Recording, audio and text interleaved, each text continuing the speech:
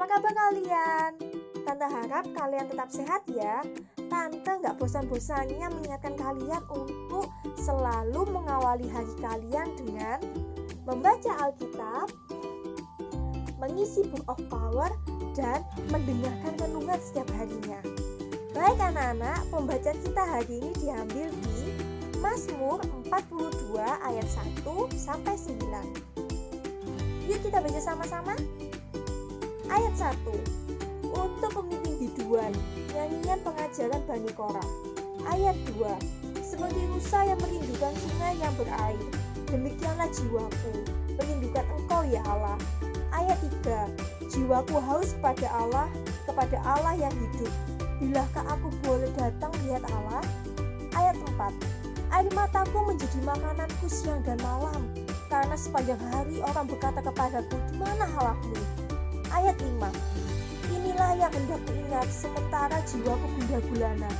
Bagaimana aku berjalan maju dalam kepadatan manusia, mendahului mereka melangkah ke rumah Allah dengan suara sorak-sorai dan nyanyian syukur dalam keramaian orang-orang yang mengadakan perayaan.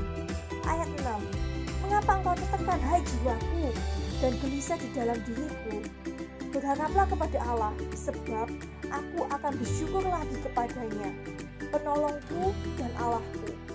Ayat 7.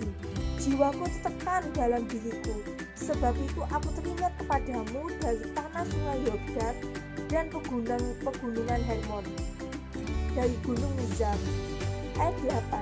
Samudra raya berpanggil-panggilan dengan deru air terjunmu, segala gelora dan gelombangmu bergulung melingkupi aku. Ayat 9. Tuhan memerintahkan kasih setianya pada siang hari, dan pada malam hari aku menyanyikan nyanyian suatu doa kepada Allah kehidupanku. Dan hikmat kita pada hari ini diambil di Amsal 13 ayat 24 sampai 25. Yuk kita baca sama-sama anak-anak. Ayat 24. Siapa tidak menggunakan tongkat benci kepada anaknya, tapi siapa mengasihi anaknya menghajar dia pada waktunya. Ayat 25. Orang benar makan sekenyang-kenyangnya, tetapi perut orang fasik menderita kekurangan.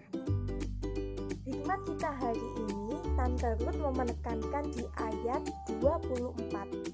Namun Tante Ruth ambil dalam terjemahan bahasa Indonesia sehari-hari, biar anak-anak mudah untuk memahami apa maksud dari ayat 24.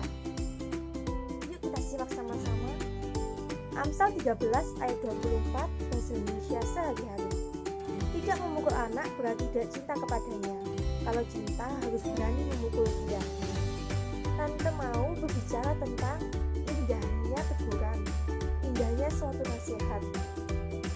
Dan ayat 24 ini merupakan alasan kenapa orang tua kadang-kadang marah kepada kalian. Karena ini merupakan bentuk cinta kasih mereka kepada kalian. Ini melihat kalian jauh lebih baik. Kalian menjadi anak-anak yang takut akan Tuhan, terutama taat kepada perintah-perintah Tuhan. Jadi selama ini papa mama marah kepada kalian, menegur kalian bukan suatu hal yang sembarangan loh anak-anak. Itu bukan suatu, pasti ada alasannya orang tua kalian marah. Karena mereka mau kalian menjadi anak-anak yang jauh lebih baik daripada sebelumnya. Seperti Tuhan Yesus juga sama. Ketika Tuhan Yesus melihat anak-anaknya melakukan pelanggaran, Tuhan Yesus juga pasti akan marah. Tuhan Yesus juga akan menegur mereka. Terus kalau tidak mananya Tuhan Yesus menegur kita? Melalui orang tua kalian sebagai alat untuk mendidik kalian jadi anak-anak yang jauh lebih baik lagi. Ketika kalian mau dengar kebenaran, nasihat orang tua, mau taat kepada orang tua, hati orang tua senang, Tuhan Yesus pun juga ikut senang. Namun sebaliknya, ketika kalian melakukan pelanggaran, orang tua kalian sangat sedih. Orang tua kalian juga pasti akan marah. Tuhan Yesus pun juga sama. Tuhan Yesus juga akan sedih, Tuhan Yesus juga akan marah. Karena Tuhan Yesus tidak suka anak-anak yang melakukan pelanggarannya tidak sesuai dengan Alkitab. Karena pelanggaran itu sama dengan dosa. Hukum dari dosa adalah maut. Tuhan ingin menjauhkan kalian dari itu semuanya, dari malapetaka itu semuanya. Jadi, ayo anak-anak, Tante yakin kalian masih bisa menjadi anak-anak yang dengar-dengaran, anak-anak yang taat, terutama saat ditegur, saat dinasehati,